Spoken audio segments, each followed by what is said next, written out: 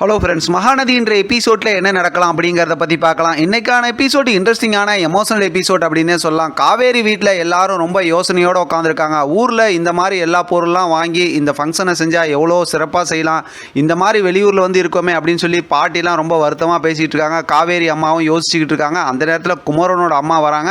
அவங்க வந்ததுக்கப்புறம் எப்பயும் போல் கலகலன்னு பேசுகிறாங்க. எல்லாரும் ஒருத்தர் பேசிக்கிட்டு இருக்காங்க. பார்த்தா இப்போ காவேரியும் வந்து கேட்டு விசாரிக்கிறாங்க. நர்மதாவை கூப்பிட்டு பேசுகிறாங்க. இப்போ பார்த்தா குமரன், கங்கா அவங்கெல்லாம் வந்துடுறாங்க. அவங்கள்ட்டையும் பார்த்தா பேசிக்கிட்டு இருக்காங்க. ஏன்னா அவங்க பையன் அவங்க அம்மா தானே, அதனால் அப்படி பேசிக்கிட்டு இருக்காங்க.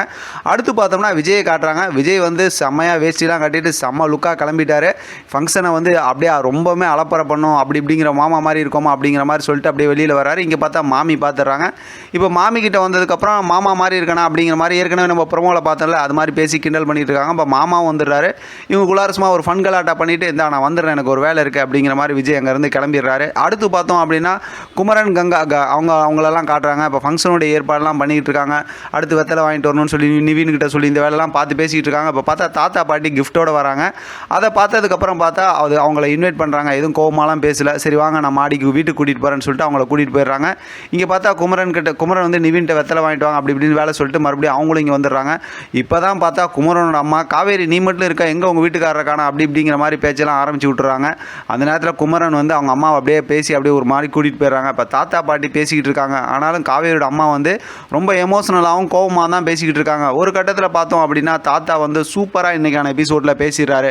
எல்லா பிரச்சனைக்கும் ஒரு தீர்வு இருக்குது, கண்டிப்பாக இதெல்லாம் மாறும், விஜய்க்கு காவேரி, காவேரிக்கு விஜய் தான் அப்படிங்கிறத யாராலையும் மாற்ற முடியாது. அதே நேரத்தில் பார்த்தோம்னா யார் மனசையும் கஷ்டப்படுத்திட்டு எங்கள் வீட்டுக்கு வர வேணாம், எல்லாமே சரியானதுக்கப்புறம் நீ வந்தால் போதும், அது சீக்கிரமாகவே சரியாகும். நான் வந்து பேசிக்கிட்டு தான் இருக்கேன் விஜய்கிட்ட. விஜய் வந்து ஒரு குழந்தை மாதிரி, விஜய் நீங்கள் புரிஞ்சிக்காமல் இருக்கிறீங்க அவ்வளோதான் அப்படின்னு சொல்லிட்டு தாத்தா விஜய்க்கு ரொம்பவுமே சப்போர்ட் பண்ணி யதார்த்தமான விஷயத்தை பேசுகிறாரு. காவேரியோட அம்மா வந்து அந்த விஷயத்தை புரிஞ்சிக்காதனால அவங்க வந்து விஜய் மேலே கோவமாக பேசுகிறாங்க.